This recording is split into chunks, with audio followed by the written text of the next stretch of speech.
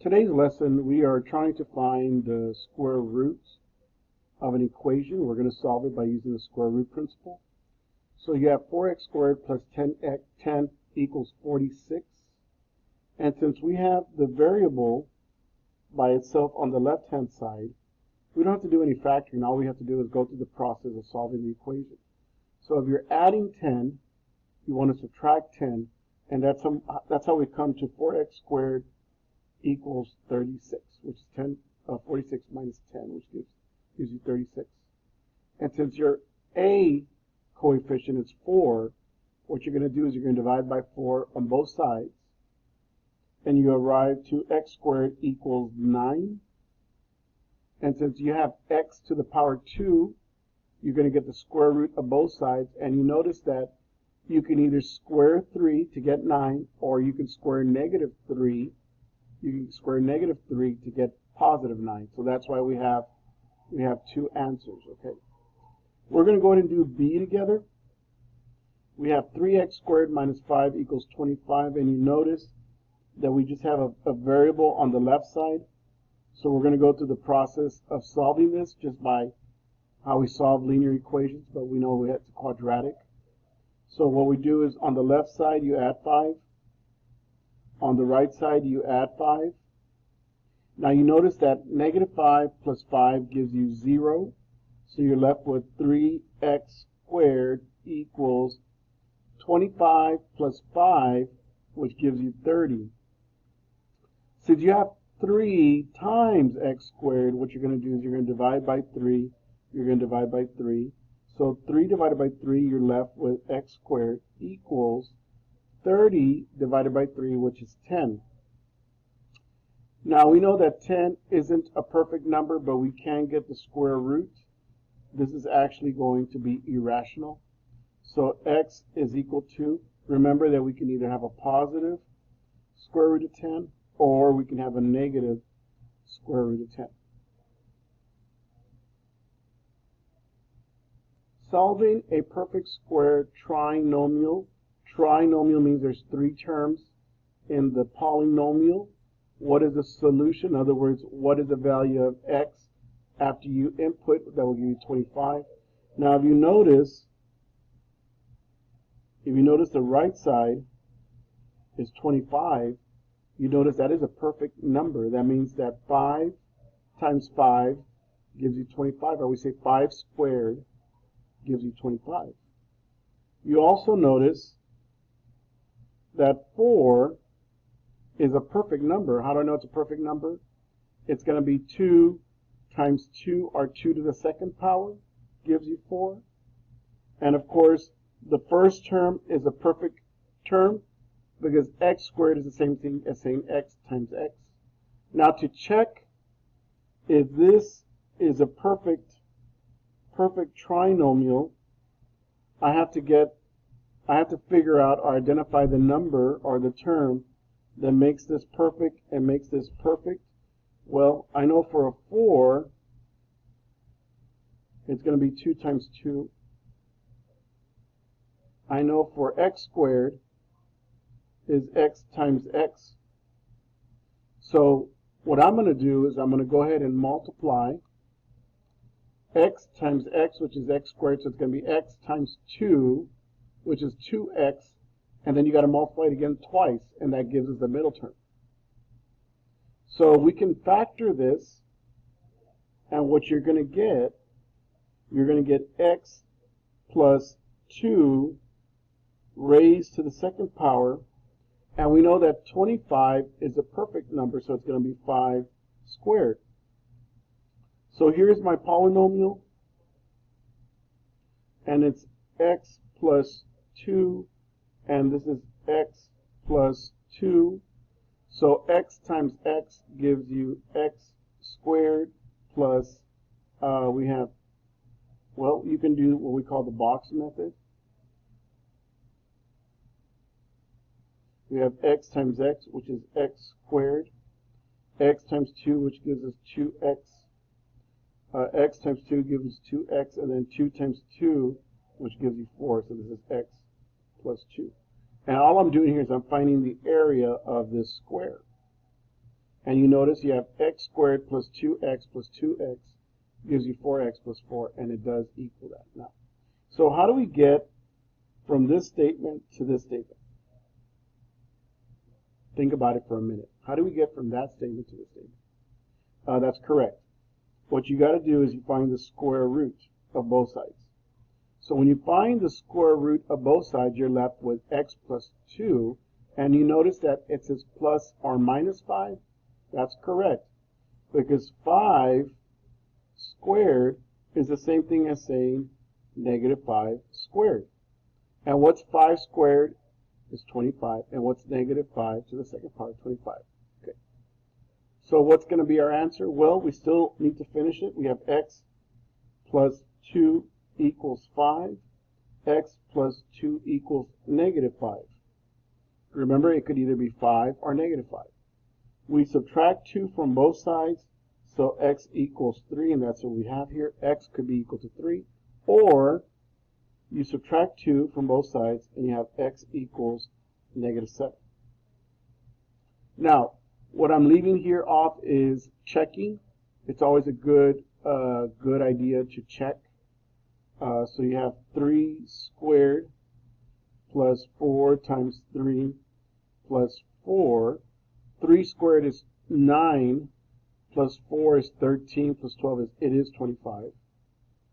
And the other one is negative 7. Make sure you have parentheses. Negative 7 squared plus 4 times negative 7 plus 4.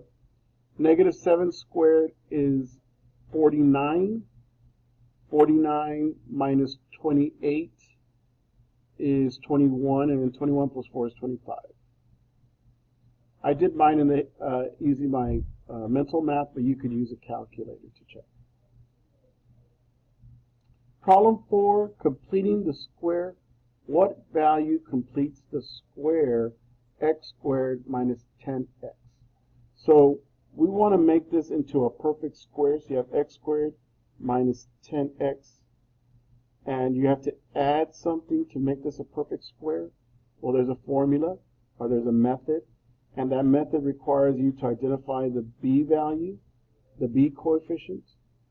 So it's going to be the b coefficient divided by 2, and then you square it.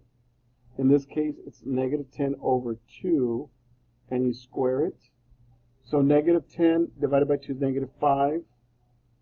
And we know that negative 5 squared gives you 25. So that's going to make it a perfect square. Is this a perfect term? And to answer that question, it is. It's going to be x squared, right? Minus 10x.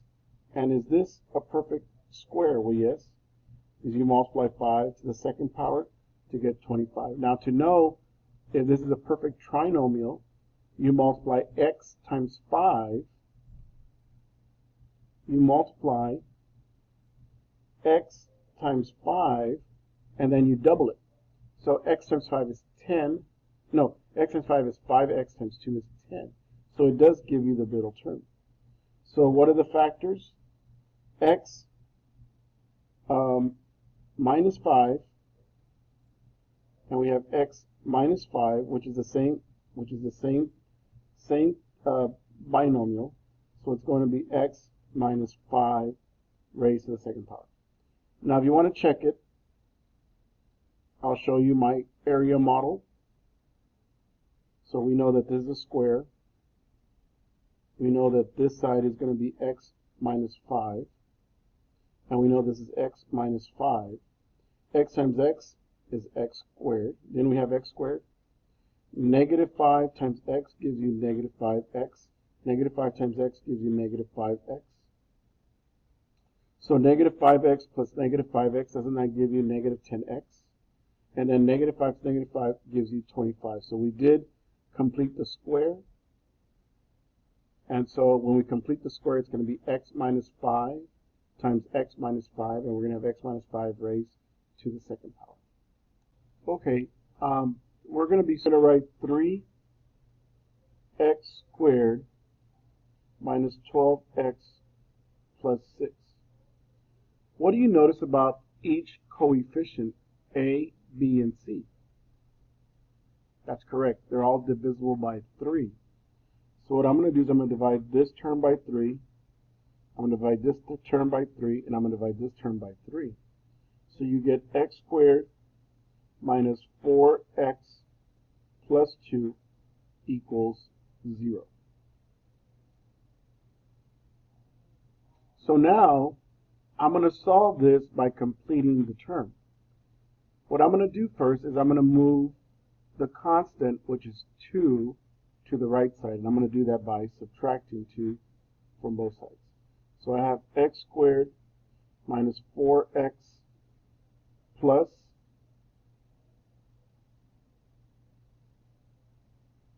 now you notice that I left that blank. I left that blank because we're going to go ahead and we're going to complete the square. In other words, x squared minus 4x plus a certain number, we can factor that into a perfect square. So what you have to do is you get negative 4, you get b, which is this value, which is this coefficient. Let me use a better color. You get 4, or you get the value of b. You divide it by 2, and then you square it. So negative 4 divided by 2 is negative 2. Parentheses squared gives you 4. So what I'm going to do is I'm going to add 4 to the left side. And since we want a balanced equation, you have to add 4 to the right side. X squared is a perfect square. 4 is 2 squared.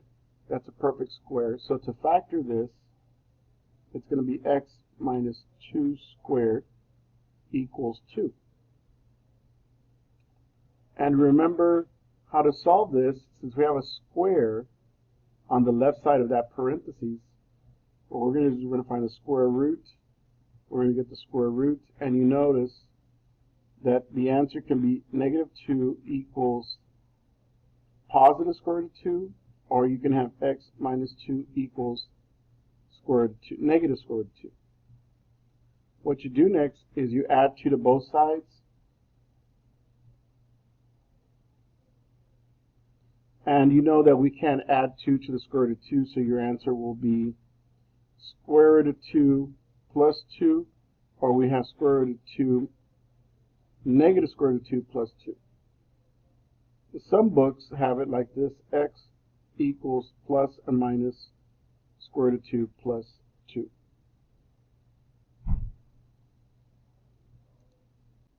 What is y equals x squared plus 4x minus 6 in vertex form?